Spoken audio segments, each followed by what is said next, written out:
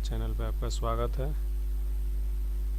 तो फिर आज हम नया क्लास लेकर आए हुए हैं। तो पिछली बार मैंने ये पढ़ाया था पेन टूल के बारे में। पेन टूल में सबसे पहला जो ऑप्शन है वो मैंने बताया था। अब उसके नीचे जितना फ्री फॉर्म पेन टूल और कर्वेचर में फ्री फॉर्म पेन टूल का क्या काम है तो उस चीज़ को हम आज बताएंगे। तो चलिए स्टार्ट करते हैं।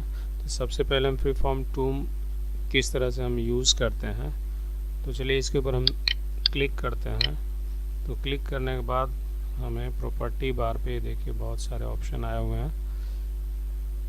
तो इस ऑप्शन के क्या काम है, जिस तरह ये पेन टूल का काम है उसी तरह ये हमारा पाथ शेप इसमें भी वही है जो पेन टूल में हमने लिया था।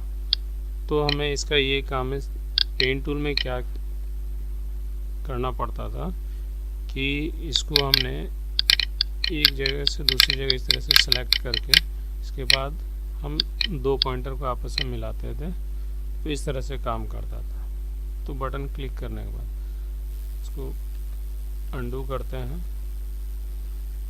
तो इसमें इसका काम ये है, फ्री फॉर्म पेन टूल का, से लेफ़्ट क्लिक करते हैं और इस तरह से राउंड हम घुमाते हैं और इसमें हम मैच करते हैं। और जैसे इसका पॉइंटर मिलाते हैं तो इस तरह से हमें एक शेप देता है। और इसको चाहे हम भरने के लिए तो इस तरह से शेप में जाएंगे तो शेप में भी ले सकते हैं। तो इस तरह से अगर हम भरेंगे और ये इस तरह से राउंड करेंगे ये हमारा फिल हो जाता है। और इसका स्ट्रोक साइज हम ले सकते हैं और कलर भी ले सकते हैं। हमें जो स्ट्रोक चाहिए, सपोज हमें येलो चाहिए और इसका थिकनेस बताता है कि क्या थिकनेस है, और एंटर प्रेस करेंगे तो हमें स्ट्रोक जो है इस तरह से बताता है। तो स्ट्रोक का साइज पिक्सल में शो करता है, तो हमें इस तरह से साइज बढ़ा घटा सकते हैं। तो इसको ड्रैग करेंगे, आगे पीछे करेंगे तो इस तरह से हमें थिन और थिक करके ये हमें रिजल्ट देंगे। तो इस तरह से हम इसका यूज़ करते हैं। और कलर भी, सपोज हमें कोई मैजेंटा कलर लिया और इसके ऊपर हम अप्लाई करेंगे तो इस तरह से हमें मैजेंटा कलर देता है। तो इस टूल का हमारा यही काम है। और पिक्सल में साइज भी हम घटा बढ़ा सकते हैं। इस तरह से हमें ये स्ट्रोक ला के देता है। और जिस तरह पेन टूल में हमने जो लाइन का स्ट्रोक का जो स्टाइल दिया था वही स्टाइल इसमें है। और इस तरह से हम इसको स्टाइल, सपोज ये इस टाइप में डैश डैश करके चाहिए, जैसे थ्रेडिंग का जो वीविंग का स्टाइल होता है उस तरह से हम इसमें दे सकते हैं। और विड्थ हाइट जैसे कि पेन टूल में हमने आपको बताया था।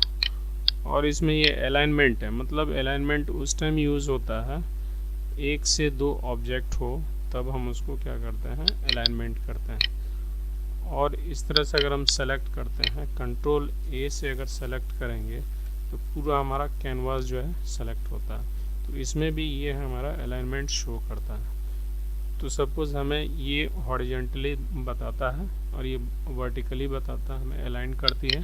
तो इस तरह से हम करेंगे, सबसे पहले लेयर को सेलेक्ट करेंगे, इसके बाद हम अप्लाई करेंगे तो ये हमें इस तरह से सेंटर में लगा देता है।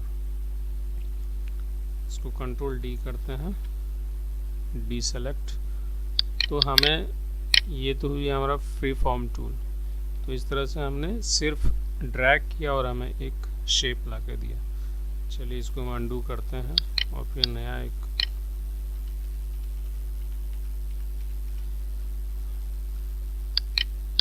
और नेक्स्ट है हमारा curvature pen tool. Curvature pen tool का क्या है, एक हमें शेप ला के देती है।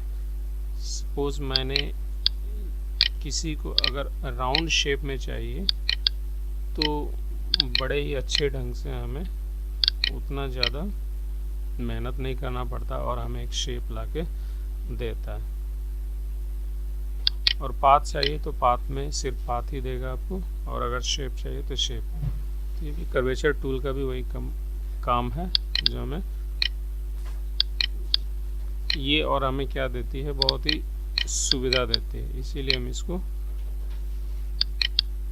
ये कर्वेचर टूल, इस टाइप का अगर शेप हमें चाहिए तो कर्वेचर टूल का हम यूज़ करते हैं, कर्वेचर पेन टूल का। और इसके बाद नीचे है हमारा ऐड एंकर पॉइंट। हमें ये सारे जो साइड में लेफ्ट पूरे एजेस पे जो है ये दिए हुए हैं, ये इसको बोलते हैं हम एंकर।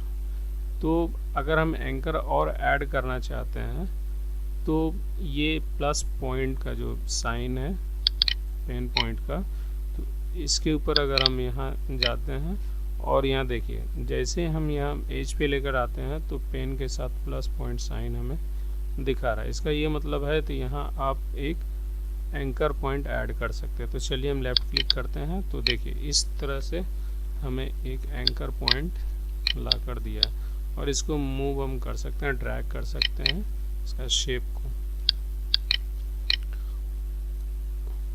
और अपनी इच्छा अनुसार एंकर पॉइंट आप ऐड करना चाहते हैं। और ये हमें जो दो हैंडल जो दिया है, तो ये क्या करती है, हमें साइज़ को एडजस्ट करने के लिए इस हैंडल को ड्रैग करते हैं, एडजस्ट करते हैं साइज़ को। राउंड शेप चाहिए या थोड़ा सा हमें टेढ़ा मेढ़ा है तो उसको हम इस तरह से हम हैंडल पकड़ के यूज़ कर सकते हैं। और नेक्स्ट है डिलीट एंकर पॉइंट। सपोज़ हमारे पास एक एंकर पॉइंट है, लेकिन जैसे हम इस पॉइंट के पास लेकर जाते हैं तो पेन के नीचे एक माइनस साइन है, अगर इसको हम लेफ़्ट क्लिक करते हैं तो वो डिलीट करता है। चलिए देखते हैं, तो ये हमें वहाँ से एक एंकर पॉइंट हटा दिया। फिर इसके बाद चलते हैं, ये हमारा कन्वर्ट पॉइंट टूल। अब इसका काम ये है कि जैसे हम एंकर पॉइंट पे लेकर जाते हैं तो इस तरह से हमें साइज़ को रीशेपिंग करने के लिए यूज़ करते हैं। या हैंडल पकड़ के आप यहाँ भी कर सकते हैं, यानी इस जगह भी जैसे भी एंकर पॉइंट पे लेकर जाते हैं तो इसका साइन चेंज हो जाता है। तो इस तरह से हम इसका यूज़ करते हैं। तो ये कन्वर्ट पॉइंट टूल और delete anchor point tool, add anchor point tool और कर्वेचर टूल और फ्री फॉर्म पेन टूल, तो इस तरह से आपने पूरा समझ लिए होंगे। तो पेन टूल का काम तो पिछली क्लास में ही मैंने बताया था, और जिसने भी नहीं देखा है तो मेरे पिछली क्लास का जो ट्यूटोरियल है पेन टूल में वो पार्ट 1 का है और ये हमारा पार्ट 2 होगा। तो चलिए पेन टूल में अगर हम लेते हैं यहाँ पे, तो इस तरह से हमने एक लिया और इस तरह से शेप बना। कभी कभी ऐसा होता है, चलिए वो भी मैं करके एक दिखा देता हूँ। एक इमेज मैंने प्लेस किया इस कैनवास में,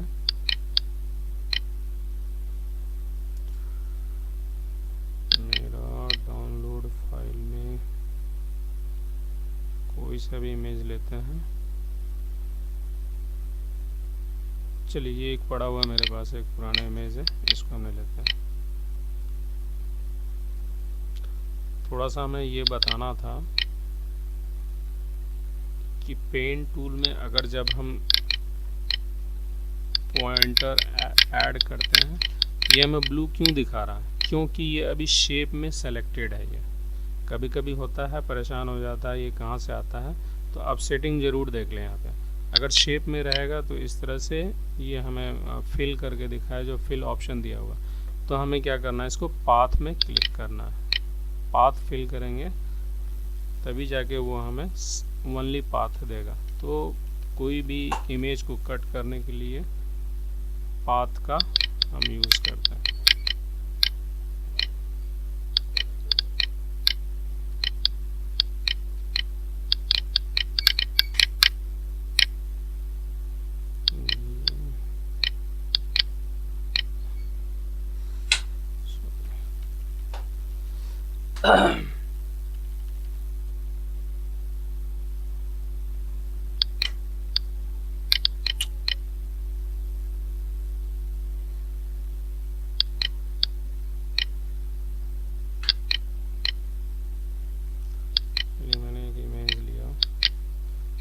पाथ क्यों नहीं ऑप्शन सिलेक्ट हो रहा, तो ये तरह से पेन लिया, पेन लेने के बाद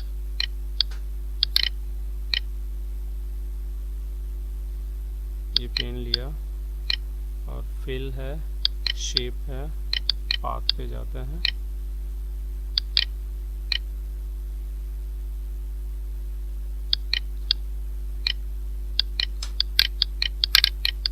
ये इस तरह से हमें अब ये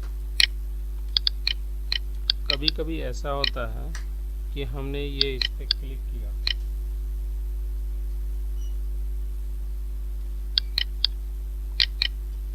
तो ये क्लिक किया तो इस तरह से हम ऑल्ट बटन दबाते हैं और इसको हम साइज लेने के लिए, तो तभी हमारा यहाँ शेप जो है सीधा होगा। अगर ऑल्ट बटन यहाँ क्लिक नहीं करेंगे, सपोज ये एंकर पॉइंट कभी कभी ये आगे चला जाता है, तो इस सिचुएशन में हम क्या करेंगे, इस तरह से ये हमारा डायरेक्शन दे देगा। तो यहाँ पे इस पॉइंट पे ऑल्ट क्लिक करके फिर इसके बाद अगर हम करते हैं तो इस तरह से हमारा शेप जो है सीधा ला के देता है। तो इस चीज़ को आप ध्यान दें और प्रैक्टिस करें। तो बस आज के लिए गाइस इतना ही, फिर नेक्स्ट ट्यूटोरियल में हम आपसे मिलते हैं, तब तक के लिए